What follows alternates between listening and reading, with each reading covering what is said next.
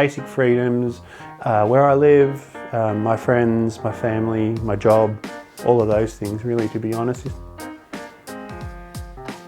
Just the comforts of life, I think, like having a roof over my head, having food in the cupboard and in the fridge.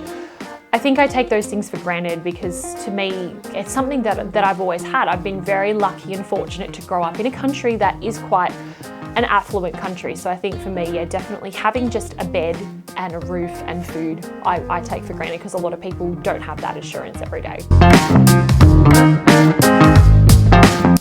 Any of the sort of speakers or preachers that I watch online or in person that really encourage me with a word or a concept or something that maybe I've not thought of, or anyone that really imparts wisdom into my world, or anyone that advances my bank of knowledge or insight into a subject, that any of those sorts of people that I can respect and enjoy and love, and people that challenge me on various things like that. I think like God and Jesus inspire me to be better because I know that I'm called to live a life that is worthy of Him and a life that is different to the world.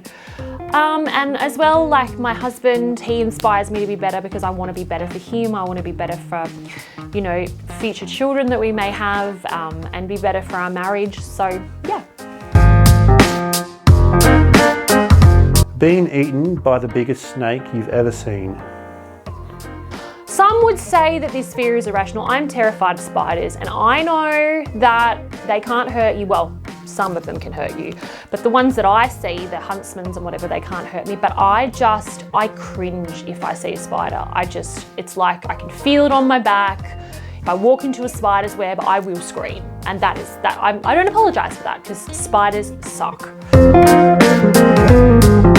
I guess uncertain seasons. I'm only human if I'm talking about uncertainty around and doubts around uncertainty. Definitely being disqualified or not being good enough for something, and also insecurities around other people's opinions is definitely something that I've sort of learned to overcome and accept what they are and just get past those with, you know, the strength that I've developed over time. A lot of the doubts I have are in the unknown, and sometimes I have doubts in my own abilities as well. That just stems from insecurities and needing to believe in myself more. But also, you know, when you don't know what's coming and you can't be certain, and you can't really be certain of anything except that God's faithful. But I don't know what's going to happen tomorrow. I don't know what's going to happen in the next hour. So I do have doubts about those things at times. But in saying that, I do trust that God is good in all of that. Definitely being able to let go and forgive. Certainly forgiveness is something that really, you know, can stifle someone in their childhood or even their adult life. Bitterness and all of that, I think you've just got to learn to forgive, and sometimes that's a real challenge and a real uphill battle for some people. It was for me for a while, but you know, through the grace of God and what He's done in my life, I've been able to overcome that kind of spirit of unforgiveness and bitterness, which has been an amazing strength and an amazing sort of life lesson that I've had to learn the hard way too, I might add. For me, I think it's holding on to unforgiveness and holding on to bitterness is actually like expecting someone else to get sick from the poison that you drink. I think, and I'm still learning that lesson, but yeah, probably learning to forgive and let go of the past has been one of the hardest things I've had to learn, and one of the hardest things I've had to do.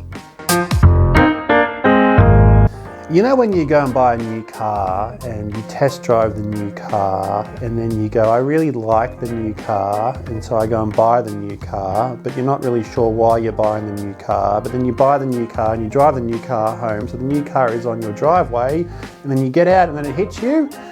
I love the new car smell. Oh, there's this perfume.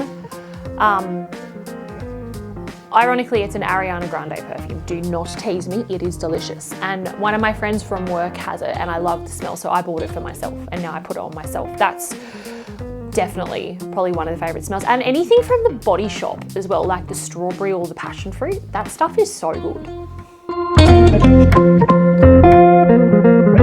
I tell dad jokes. Mostly dad jokes are hilarious, the ones that I come up with anyway. Some might say watching anime is immature, but I can't help it. I love it. And a lot of the stuff in there is not just for children. But yeah, that's probably one of the most immature things that I do. Apart from eating junk food, because I just love junk food. And that's, I know I have to be an adult sometimes and eat fruit and vegetables. But I like junk food.